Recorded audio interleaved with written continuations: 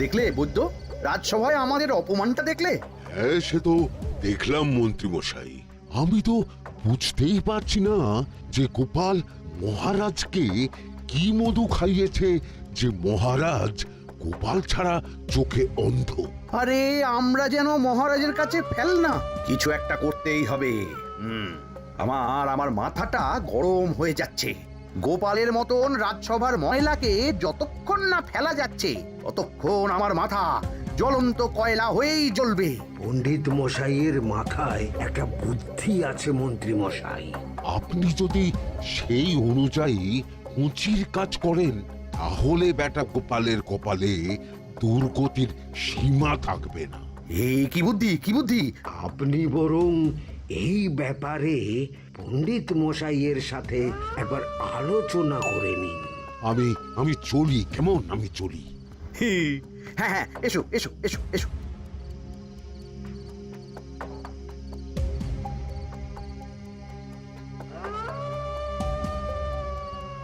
আরে ওই তো আমার বাঁ হাত ঘটা আসছে, বেটাকে দিয়ে একটা কাজ করাতে হবে। এ কি মন্ত্রী মশাই, আপনি এখানে দাঁড়িয়ে কি করছেন? এই একটা গুরুত্বপূর্ণ ব্যাপারে কথা বলছিলাম। একটা একটা কাজ করতে পারবি? কি কাজ করতে হবে বলুন মন্ত্রী মশাই। আমাকে একটু ঠান্ডা জল, পাতিলেবু আর পুদিনার পাতা দিয়ে শরবত বানিয়ে খাওয়াতে পারবি? সেসব আমার ঘরে ব্যবস্থা করাই আছে। চলুন চলুন, আমার সাথে চলুন। হ্যাঁ হ্যাঁ, চল চল চল চল চল।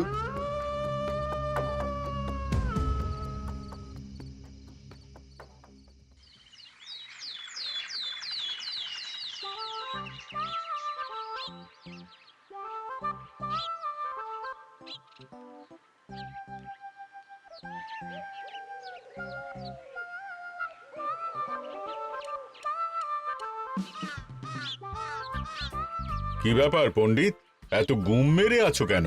সকাল সকাল গিন্নি খুব বকেছেন মনে হচ্ছে। গিন্নির বাক্য সুধায় কান ভরে গেছে, আর কিছুই কানে ঢুকছে না। আরে দাঁড়াও দাঁড়াও পণ্ডিত, দাঁড়াও জ্যোতিষী।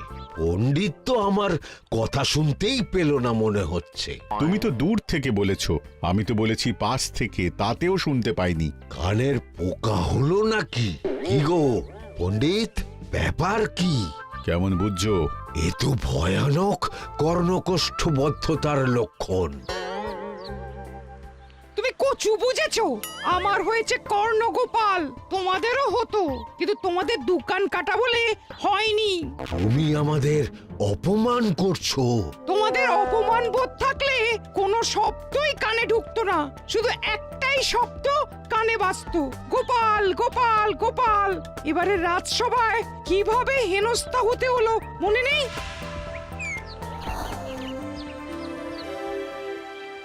মহারাজ, একটা ভিক্ষা আছে। ভিক্ষার জন্য কৃষ্ণনগরের রাস্তাই সবচেয়ে উপযুক্ত জায়গা গোপাল, তুমি বরং সেখানেই যাও। মন্ত্রী, মন্ত্রী মশাই ঠিকই বলেছেন মহারাজ। যে যার নিজের জায়গা থেকে কথা বলে। কুকুর বলে ভৌ ভৌ, বেড়াল বলে মিউ মিউ, কাক বলে কা কা। মন্ত্রীর ভিক্ষার জায়গা কৃষ্ণনগরের রাস্তা, আর গোপালের ভিক্ষার জায়গা মহারাজ কৃষ্ণচন্দ্রের দুয়ার। বলো কি ভিক্ষা? বাড়িতে পুজো আছে মহারাজ, খরচা অনেক, কিছু ঋণ আবশ্যক। যদি 100 মোহর।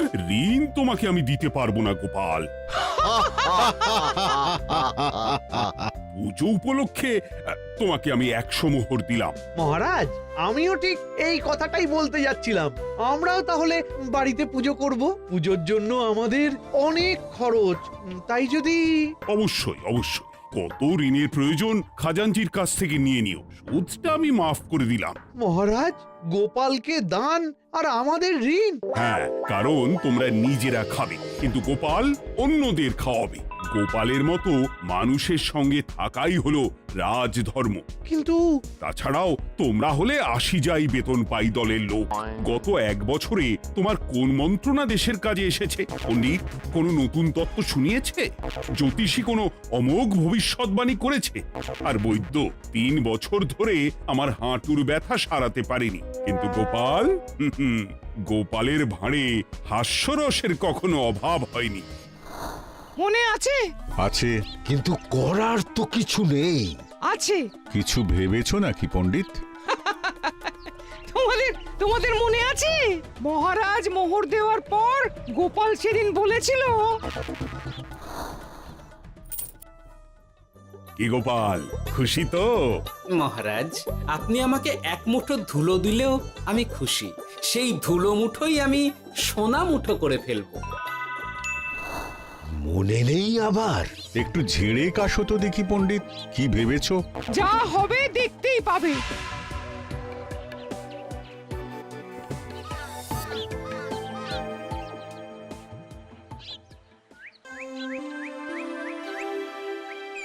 মহারাজের জয় হোক, মহারাজের জয় হোক। ওরে বাবা, এই যে সকাল সকাল চান করে ঠান্ডা লেগে গেল মনে হচ্ছে। মহারাজ, ওই কবি গান উপলক্ষে গত মাসটা আমি কৃষ্ণনগরের কোণে কোণে ঘুরে বেরিয়েছি। প্রজাদের মধ্যে একটা অসন্তোষ আমি লক্ষ্য করেছি মহারাজ। অসন্তোষ? আমি তো জানতাম আমার শাসনে প্রজারা সুখে আছে। সুখে তারা ভাসছে মহারাজ, কিন্তু একটাই অসুখ, তারা মহারাজের দর্শন পায় না। তারা মহারাজের পদধূলির জন্য আকুল হয়ে আছে, মহারাজের দর্শন পাওয়ার জন্য চাতকের মতো অপেক্ষা করছে। চিত্রকরকে দিয়ে চিত্র অঙ্কন করিয়ে বিলি করে দিলেই হলো।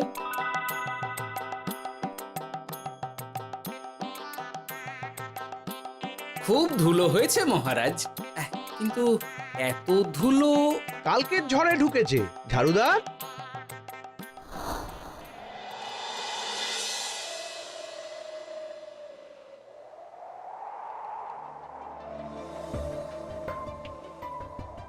এই সুযোগ, রাজসভা ফাঁকা, এমন ঝড় যে পেয়াদারাও বাইরে নেই। কাজটা সেরে ফেল, বুঝলি? কিরে, কাজটা কর।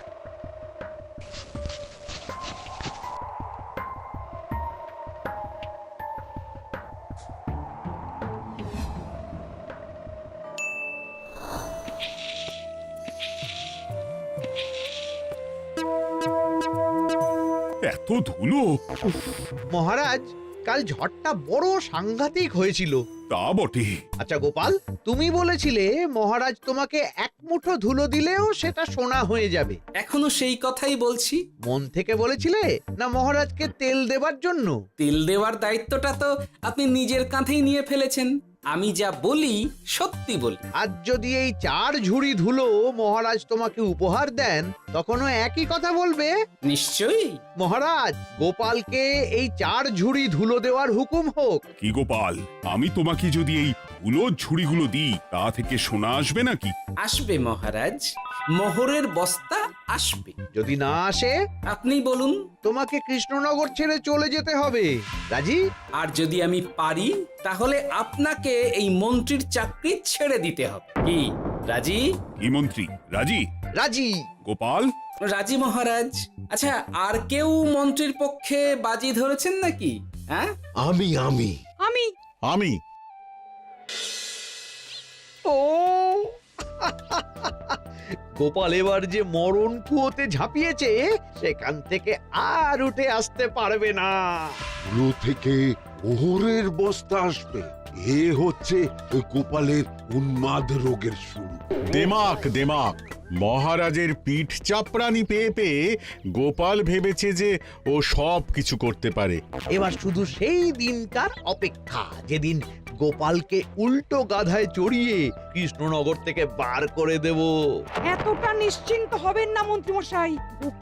গোপাল কিন্তু হালকা কথা ছুঁড়ে দেওয়ার লোক নয়। কি বলতে চাইছো পণ্ডিত? ওই 4 ঝুড়ি ধুলো থেকে মোহরের বস্তা আসবে? না, তা বলছি না। অন্য জায়গা থেকেও তো মোহরের বস্তা আসতে পারে। তার সঙ্গে ধুলো মিলিয়ে দিলেই কেল্লা ফতে। গোপালের নিশ্চয়ই কোনো পরিকল্পনা আছে। গোপালের সব পরিকল্পনার গোড়া মেরে রেখে দিয়েছি পণ্ডিত। ঘটা আছে গোপালের পেছনে, আর ঘটা আছে গোপালের বাড়ির পাহারা। লুকিয়ে কিচ্ছু করতে পারবে না। আরে ওই তো বটা আসছে। বেল্লিক, উল্লুক, তোকে আমি জল বিছুটি দেওয়াবো। গোপালকে ছেড়ে চলে এসেছিস কেন? ছেড়ে আসবো কেন মন্ত্রী মশাই? গোপালকে ওর বাড়ির সামনে ছেড়ে এসেছি। ওখানে তো ঘটা আছে। ও বড্ড ঘুরিয়েছে বেটা। কোথায় কোথায় গিয়েছিল গোপাল? 4 ঝুড়ি ধুলো নিয়ে বেটা বাড়ির উল্টো দিকে হাঁটা দিল। চললাম পিছু পিছু যাচ্ছিল কোন দিকে? নদীর দিকে, কিন্তু গোপাল দাঁড়ালো যদুর বাড়ির সামনে। এই যদু হলো সেই লোক যে লোকজনের বাড়িঘর কেনা বেচা করে আর লোক ঠকায়। আগে রাজধানীতে থাকতো। বেটা রাজধানী থেকে এই কৃষ্ণনগরে পালিয়ে এসেছে, এখানেও লোক ঠকাচ্ছে। কিন্তু বেটা এত চালাক যে কিছুতেই ধরা যাচ্ছে না। এইরকম লোককে ধরাচ্ছে হাতে রাখা ভালো নয় কি মন্ত্রী মশাই? সে তো জানি, কিন্তু ওর ওপর মহারাজের কড়া নজর আছে। এখন ওর সঙ্গে সম্পর্ক রাখা খুব ঝুঁকি। যাই হোক, তারপর? হ্যাঁ, তারপর যদু, যদু রে, গোপাল খুড়ো, আরে তুমি এখানে কি করছো? দেখতেই তো পাচ্ছিস ধুলো। তবে যে সে ধুলো নয়, মহারাজ কৃষ্ণচন্দ্রের পদধূলি। শুনিসনি বোধহয় এখন কৃষ্ণনগরে সবচেয়ে বেশি চাহিদা মহারাজের পদরেণু। আচ্ছা, মহারাজের পদরেণু নিয়ে যাচ্ছ কোথায়? এই ছোট ছোট পুলিন্দায় ভরে কৃষ্ণনগরের প্রত্যন্ত জায়গায় যেখানে প্রজারা মহারাজের সাক্ষাৎ পায় না সেখানে বিক্রি করব। তোমার কি মাথা খারাপ? পায়ের ধুলো বিক্রি হবে? ওরে, গতবারে মাত্র 1 ঝুড়ি ধুলো 1000 মোহরে বিক্রি করেছিলাম, এবারে 4 ঝুড়ি। শোনো, তুমি আবার ঘুরে ঘুরে বিক্রি করবে কেন? তোমাকে আমি বরং 10 মোহর দিয়ে দিচ্ছি। তুমি আমাকে এগুলো দিয়ে দাও, আর বিক্রি করে যা হবে তোমাকে এই 40 ভাগ দিয়ে দেবো।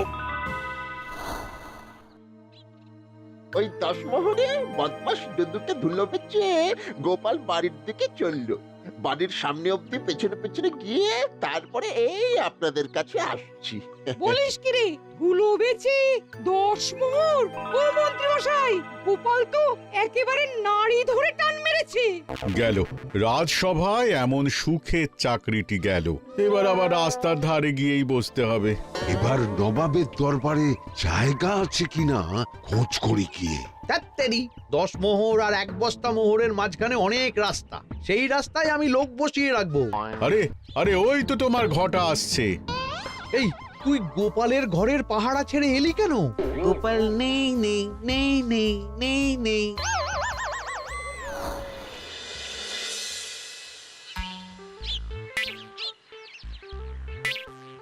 আরে, ভয় পেলি নাকি? না না না না না, ভয় পাবো কেন? শোন, তোকে পেয়ে আমার খুব ভালো হলো বুঝলি। তোকে আমার একটা কাজ করতে হবে। বলো বলো। আসলে বুঝলি, আমার না গিন্নিকে নিয়ে তার বাপের বাড়ি যাওয়ার কথা ছিল, কিন্তু হঠাৎ বিশেষ কাজে আমাকে খামবাজে চলে যেতে হচ্ছে। এখন আমি গিয়ে গিন্নিকে বললে বুঝতেই পারছিস কুরুক্ষেত্র হয়ে যাবে একেবারে। তাই আমি কাউকে খুঁজছিলাম যে আমার বাইরে যাওয়ার খবরটা আমার গিন্নিকে গিয়ে দেবে। তুই পারবি বাবা ঘটা? ওরে বাবা! আরে আরে আরে, ভয় পাস না, তোকে গিয়ে মুখে কিছু বলতে হবে না। এই নে, এই চিঠিটা আমার বউকে দিবি।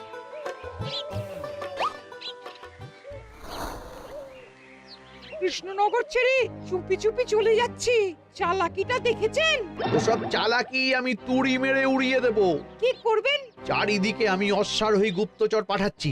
গোপালকে কোনো চালাকি করতে দেব না।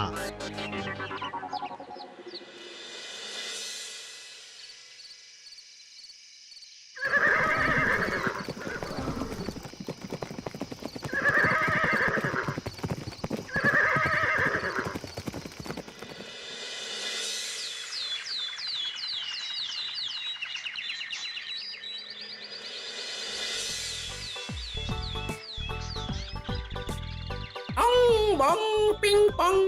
হ্যাঁ, ওরে বাপ রে, এ আবার কি বলে? মানে বুঝিতে পারিলে না? অং বং পিং পং অর্থাৎ আইসো আমার নিকট বিদেশি জাদু শরবত আছে। ইহাতে তৃষ্ণা নিবারিত হয়, শক্তি বৃদ্ধি হয়, ঘুম ভালো হয়, সম্পর্কের উন্নতি হয়, জামা কাপড় ফর্সা হয়, তু শব্দ না করে সকাল সকাল কষ্ট পরিষ্কার হয়। মূল্য মাত্র 1 মোহর। বোঝো, ওইটুকু অং বঙ্গের মধ্যে এত কিছু? ঠিক আছে, তা দাও দেখি। আপাতত টেস্টটা তো মিটু, বাকিগুলো পরে বোঝা যাবে।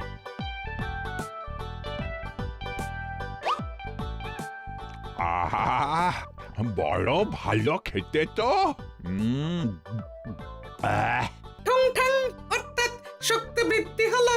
হ্যাঁ, হ্যাঁ, মনে হচ্ছে গায়ে যেন দুগুণ বল পাচ্ছি।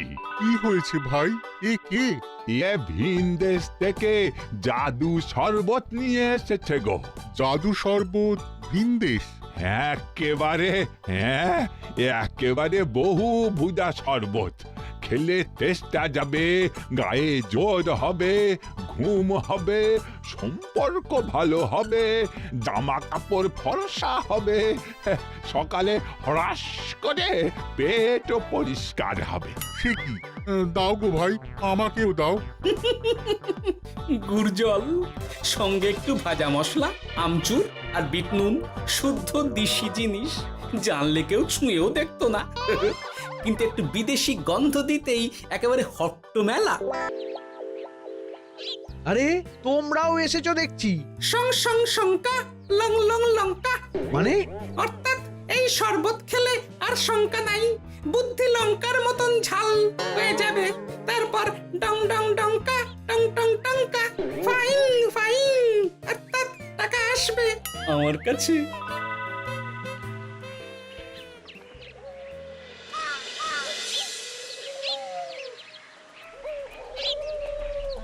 ঝপ ঝপ ছপাং, ভট ভট ফটাং, অর্থাৎ উহাকে দৌড়িয়েছ কেন? বেটা জোচ্চোর অনেককে ঠকিয়েছে। অনেক দিন থেকে তককে তককে ছিলাম। এবার এই ধুলো নিয়ে মহারাজের পায়ের ধুলো বলে বিক্রি করছিল। একটা বেনামি চিঠিতে খবর পেয়ে বেটাকে ধরেছি। ব্যাং ব্যাং বিগ ব্যাং, অর্থাৎ বাহ বাহ বাহ বাহ। বেনামি চিঠিটা আমি দিয়েছিলাম বাবু।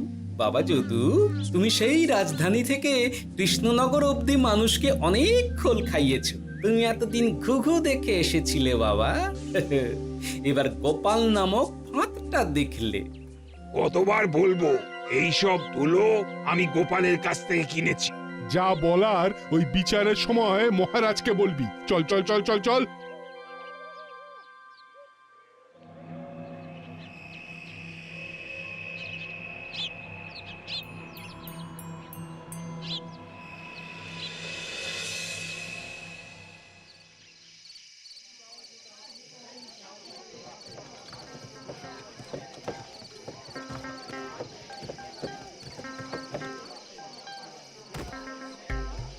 ঝন্টু মন্টু ননাংফু। নাও ঠেলা। এ সাহেব বলে কি ফু দিয়ে দিতে হবে? কি বলছো সাহেব? বুঝতে পারছি না, কোথায় ফু দেব? ঝন্টু মন্টু ননাংফু, অর্থাৎ লবণ আছে? আছে আছে সাহেব আছে। কত লাগবে? ভান্ড ভরি আন্ডাকারি, অর্থাৎ যা আছে সব।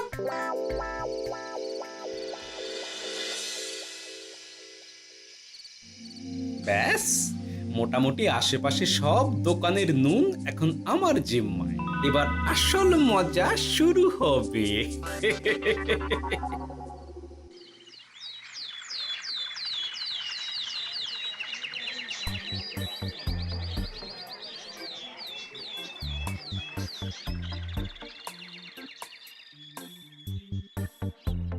নুন আছে? না হুজুর, গোটা কৃষ্ণনগরেই নুন নেই। ওই দেখো, পুরো রাজসভাই বাজারে জড়ো হয়েছে। শান্তামনা, শান্টু মন্টু। এ আবার কি বলছে রে বাবা? শান্তামনা, শান্টু মন্টু, অর্থাৎ জনগণ শ্রবণ করুন। নান্টু কান্টু, নুন কিনবেন?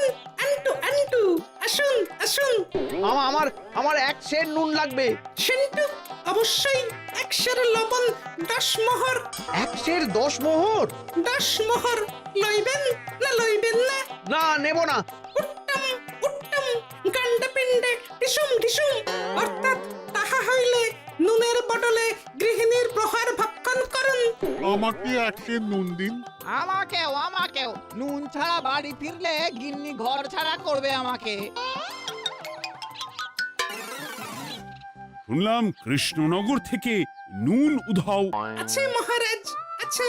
কৃষ্ণনগরের সব লবণ আমার নিকটে আছে। 110 মোহর। এত দাম? দাম তো হবেই মহারাজ। লবণ ছাড়া রান্না কেমন হবে ভাবিয়া দেখুন। ঠিকই বলেছ, রাজপাকশালেও তো রান্না বসেনি। 100 সেরের মতন রাজপ্রাসাদে পাঠিয়ে দাও। 1000 মোহর দিয়ে দাও।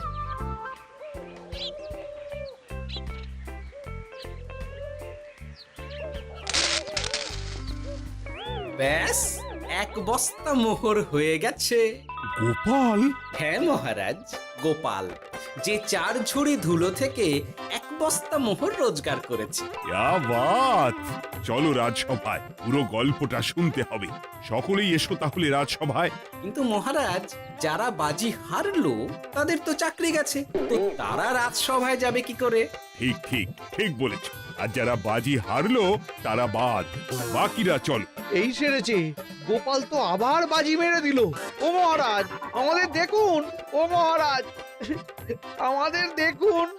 ও মহারাজ। হ্যাঁ